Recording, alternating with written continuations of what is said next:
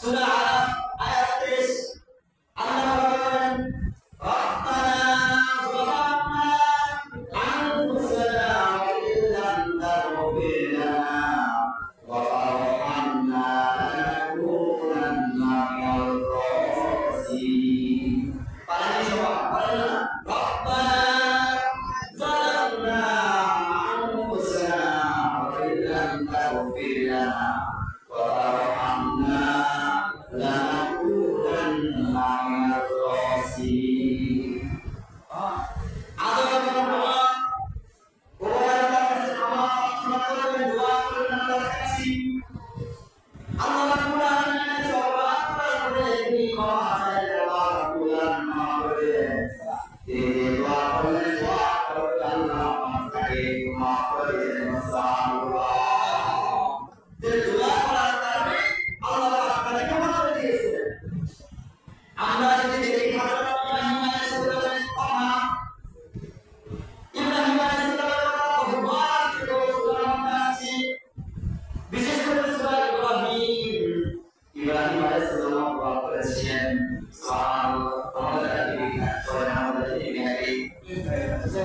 মানুষের ভিতরে যদি ইব্রাহিম আলাইহিস সালাম ছাড়া অন্য জাতির ভিতরে থাকতে পারে ঈমান থাকতে পারে। আমরা বিগত বছরগুলোতে দেখলাম কারণ যদি বিকাশ করা হতো জাতির বিজ্ঞানের তখন সেই স্কুলের ছাত্ররা কলেজের ছাত্রছাত্রীরা অথবা মূর্খ যাদের ভিতরে জ্ঞান নাই সেই সকল মানুষকে যখন জিজ্ঞাসা করা হতো বিজ্ঞানকে ইব্রাহিম আলাইহিস সালাম আম্বিয়া মুরসালিন জাতির বিজ্ঞান বানিয়েছিল।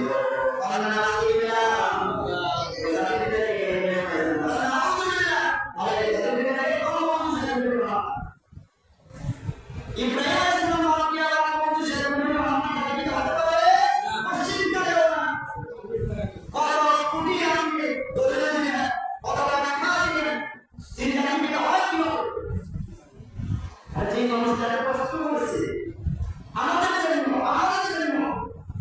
ইব্রাহিম আলাইহিস সালামের জীবনে আল্লাহ তাকে কত পরীক্ষা দিয়েছেন। এই পরীক্ষা যারা আপনাকে দিল আমাকে দিল খুশি হওয়ার কারণ ইব্রাহিম আলাইহিস সালাম তার অসংখ্য পরীক্ষা দিয়েছেন। তার শিশুদের পরীক্ষা, তার পরীক্ষা এবং তিনি যখন তার বাবার সঙ্গে যোগাযোগ পরীক্ষা এবং তার রাসূলের সবাই মূর্তি আলহামদুলিল্লাহ সবাই ছিল মূর্তি অগ্নি না আগুন দ্বারা প্রয়োগ করো এবং মূর্তি সামনে তারা দোয়া করো আর দোয়া না সেটা করো আল্লাহ দোয়া এবং বলেন আলহামদুলিল্লাহ। এমন পরীক্ষা করে আসলে আর আল্লাহ রাব্বুল আলামিন ইব্রাহিম আলাইহিস সালামের দ্বারা এই জাতির গোটা পৃথিবীর জাতির গোটা প্রকাশ করেছে এবং ইব্রাহিম আলাইহিস সালাম আমাদের জন্য দোয়া করেছে। সুবহানাল্লাহ।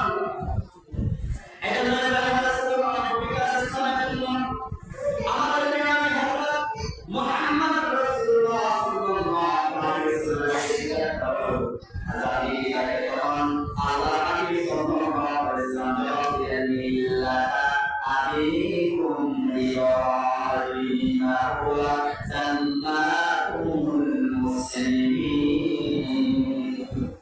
মিল্লাত আবিকুম ইব্রাহিম ওয়া জাতির মিল্লাত ইব্রাহিম আলাইহিস সালাম। ইব্রাহিম আলাইহিস সালামকে বাদ দিয়া কাউকে যদি আমরা জাতি না তাহলে আমাদের শিক্ষা গ্রহণ করে আলহামদুলিল্লাহ। আল্লাহ তাআলা আমাদের বুঝার তৌফিক দান করেন। সবাই বলেন আমিন। এবার ইব্রাহিম আলাইহিস সালাম দোয়া করলেন আল্লাহর কাছে। ইব্রাহিম আলাইহিস সালাম যে দোয়া করে আল্লাহর কাছে করেছেন এর মধ্যে অন্যতম একটি দোয়া হলো আল্লাহ রাব্বুল আলামিন তাকে ৮৬ বছর বয়সে সন্তান দিয়েছেন। কয় বছর বয়সে? ৮৬ বছর বয়সে সন্তান দিয়েছেন। তবে এই সন্তানকে তিনি জান্নাতে দোয়া করেছেন রব্বি হাবলি মিনাস সালিহিন। দোয়া করতে আল্লাহ তাকে সন্তান দিয়েছিলেন আর এই সন্তান দিয়েছিলেন ইসমাঈল এবং ইসহাক। ইসমাঈল এবং ইসহাক দুটি সন্তান আল্লাহ তাকে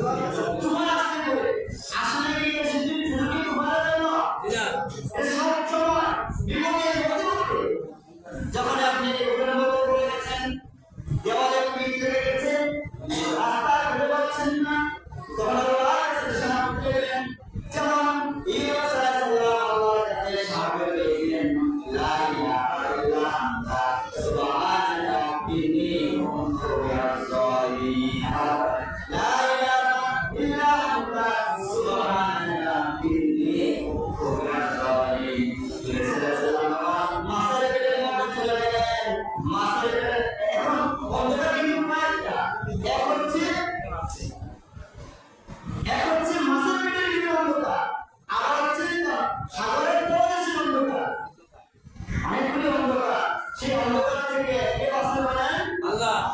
কে বাঁচাবে? আল্লাহ। এখন বলেন তো ইউনূস আলাইহিস সালামকে বাঁচাচ্ছেন না আল্লাহ? জি। যদি ইউনূস আলাইহিস সালামকে বিপদ থেকে বাঁচায়, এবার বলেন ইউনূস আলাইহিস সালামকে যে আল্লাহ বাঁচিয়েছেন সে আল্লাহ আসবে না। সে আল্লাহ যদি এখন থাকে আমরা আল্লাহ পাকের বান্দা, আমরা যখন কোনো খাই বিপদের মধ্যে পড়ি, কেউ জানা কেউ বুঝতে না এখন দিন করে দিকে কেউ যদি আমাদেরকে রক্ষা করতে পারে না করতে পারে, কিন্তু তিনি আমাদের সৃষ্টি করেছেন অবশ্যই আমরা যদি কোনো বিপদের মধ্যে পড়ে যাই না, যদি আমরা এই দোয়াটা করি আল্লাহ বিপদের মধ্যে পড়ে গেছি, বিপদের মধ্যে পড়ে গেছি, তুমি ছাড়া আর কেউ নাই, বলে না দেখি আল্লাহ আমাদেরকে বাঁচাতে পারে কি পারে না? এবার দোয়ার পর আল্লাহ বাঁচিয়ে দিলেন। এবার আরেক পয়গম্বর হযরত ইব্রাহিম আলাইহিস সালাম বিপদের মধ্যে পড়ে গেলেন, তাকে আগুনের মধ্যে নিক্ষেপ করা হলো। এবার এই আগুনের মধ্যে নিক্ষেপ করা হলো, তখন তিনি আমার আল্লাহর কাছে আসলেন,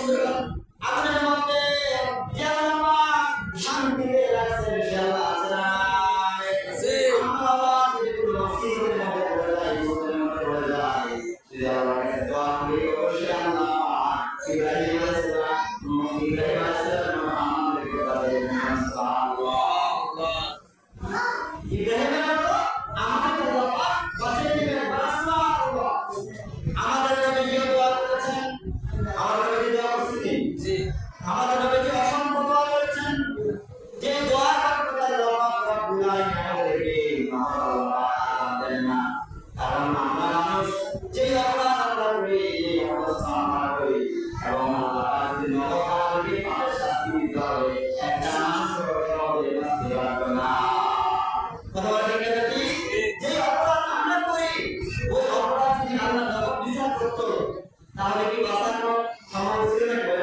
বাঁচানো সম্ভব ছিল? বাঁচানো সম্ভব ছিল না। আল্লাহর হাবিব সাল্লাল্লাহু আলাইহি ওয়াসাল্লাম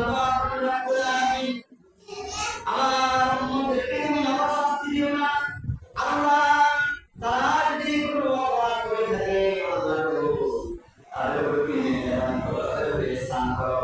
এই জন্য আল্লাহ আমি যেই বান্দা গুনাহ করে গুনাহ করার পরে তাহলে কে তাহলে এই বান্দা এই ফেরেশতা আর এক অপেক্ষা করো আমার আওয়াজ করে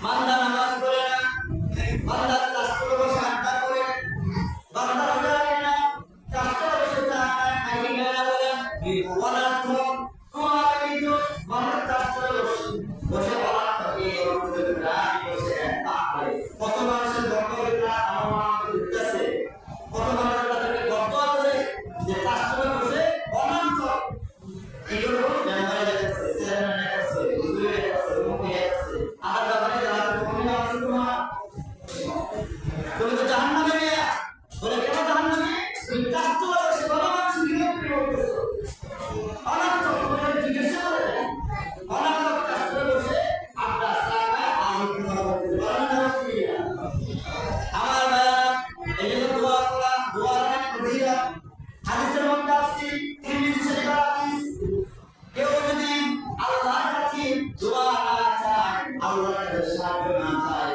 আল্লাহর কাছে কোনো কিছু না চায়, তাহলে আল্লাহ তাআলা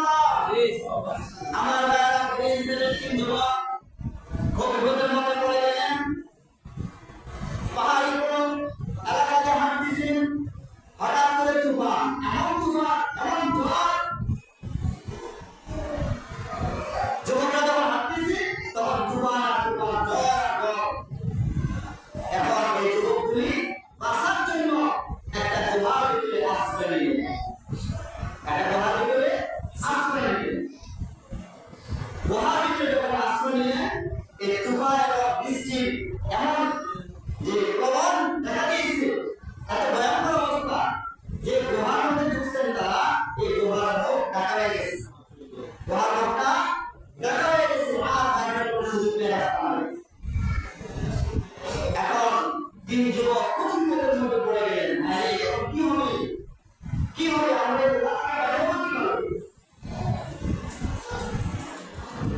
তিনজনের একজন নিয়োগ করলেন এই গুহা থেকে বাইরে হওয়ার না আছে কিনা, এমন চিন্তা ভাবনা তারা জয় করলেন। তিনজনের একজন বললেন যে আমাদের সৃষ্টিকর্তা যিনি তার কাছে কিছু করিয়া করতে পারবি না।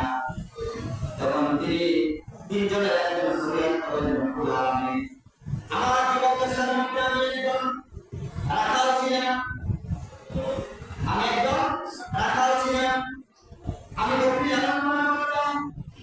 বকরি লালন পালন করার পরে আমি বাড়িতে যাইতাম, বাড়িতে মা আছে, মেয়ে আছে, স্ত্রী আছে, মা আছে, বাবা আছে। বাড়িতে গিয়ে আমি সর্বপ্রথম যদি সন্ধ্যা হয়ে যেত, সর্বপ্রথম আমি ছাগলের দুধ গ্রহণ করতাম। ছাগলের দুধ গ্রহণ করে আমি আমার সন্তানকে দিতাম না, আমার স্ত্রীকে দিতাম না, নিজেকে দিতাম না। এই ছাগলের দুধ গ্রহণ করে আমি আমার সর্বপ্রথম মা এবং বাবাকে দিতাম। একদিন হঠাৎ করে বাড়িতে আসতে আসতে রাত হয়ে গেল। যখন রাত হয়ে গেল আমি বাড়িতে আসলাম, বাড়িতে এসে দেখি আমার স্ত্রী সন্তান সবাই প্রচন্ড অবস্থায় ঘুমিয়ে গিয়েছে, আমার মা ঘুমিয়ে আছে। আমি ছাগলের দুধ গ্রহণ করলাম। ছাগলের দুধ গ্রহণ করে আমি আমার মা এবং বাবার কাছে গেলাম, দেখলাম তারাও ঘুমিয়ে গেছে। আল্লাহ যেহেতু তারা ঘুমিয়ে গেছে আমি আর তাদেরকে জাগলাম না, ডিস্টার্ব করলাম না। আল্লাহ তাআলা যখন ফজর আযান হলো আমি তাদেরকে ডাকলাম, দেখে তাদেরকে দুষ্মান করাইলাম। আল্লাহ সেই কাজটা যদি ভালো হয়ে থাকে আল্লাহ ওই কাজের সিধা করে আজকে আমাদেরকে এই করতে উদ্ধার করো। সুবহানাল্লাহ। এখন যে গুহার মন্দিরের ভিতরে যে পাথর, একজনের কথা শুনে আল্লাহ পাক দোয়া শুনে একটু সরালেন। এবার দ্বিতীয় ব্যক্তি তার বলে না আমার যদি কোনো ভালো কাজ থাকে আমি সেটা বলি। এবার আল্লাহর কাছে এটা বলতেছে রব্বুল আলামিন আমার আমার বাড়ির মধ্যে আমি একটু ছিলাম ব্যবসায়ী, টাকা পয়সা মালিক ছিলাম। আমার বাড়িতে আমার আশেপাশে যারা ছিল তারা দরিদ্র ছিল, এর মধ্যে আমার চাচাতো বোন ছিল একবারে দরিদ্র। আল্লাহ এই চাচাতো বোনকে মনে করে সাহায্য সহযোগিতা করেছি, নিজে না পেয়ে নিজে না পেয়ে চাচাতো বোনকে দিয়েছি। একবার শয়তানের রহমত না করে আমি আমার চাচাতো বোনের কাছে গেলাম, যে বললাম আমি তোমার অনেক টাকা পয়সা দিয়েছি, অনেক কিছু দিয়েছি, বিনিময়ে আমি তোমার কাছে যেটা চাই সেটা দিতে পারবে না। তখন চাচাতো বোনের কাছে আমি যখন গেলাম, চাচাতো বোন দুর্বল হয়ে আল্লাহর কথা স্মরণ করায় দিলেন। ডাক দিয়ে বললেন, হ্যাঁ যুবক, তুমি আমার বাড়িতে বাবা, তুমি আমার কাছে যে জিনিসের আবদার করতেছো সেই জিনিসটা ভালো না, অত্যন্ত জঘন্য ব্যাপার, খারাপ ব্যাপার। তবে হ্যাঁ যুবক, ইচ্ছা করলে তুমি আমার সাথে মা অন্য কাজ করতে পারো, কোনো অসুবিধা নাই। তবে যদি কাজ করো আল্লাহকে ভয় করো, আল্লাহকে ভয় করো, আল্লাহকে ভয় করো। আল্লাহ আমি তোমার কথা শুনে আমার খারাপ কাজ করতে চাই নাই।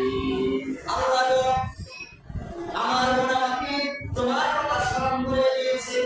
আল্লাহ তোমার কথা স্মরণ হওয়ার পরে আমার খারাপ কাজ করে নাই। আল্লাহ সেই কাজটা যদি ভালো করে থাকে সেই কাজের উচিলা করে আজকে আমাকে করতে বাঁচায় দাও। কথাটা আরেকটু ছেড়ে দেবো, এখনো আসার কোনো নাই, হয় নাই। আরেকটা যে যুবক ছিল সেই যুবক এবার ডাকতেই বলতেছে রব্বুল আলামিন আমার বাড়িতে একজন শ্রমিক কাজ করতো, আমার বাড়িতে একজন শ্রমিক কাজ করতো। একদিন কাজ করেছি, সারাদিন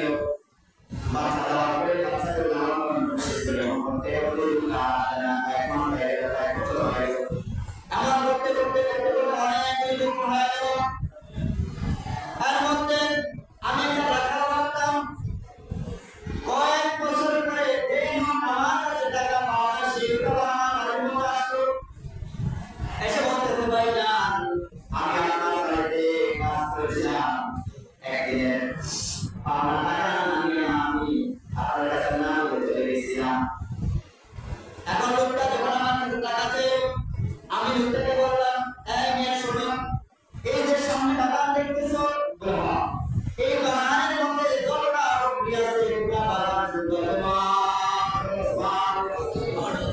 আমাদের দেশে যদি বলতো যে লোকটা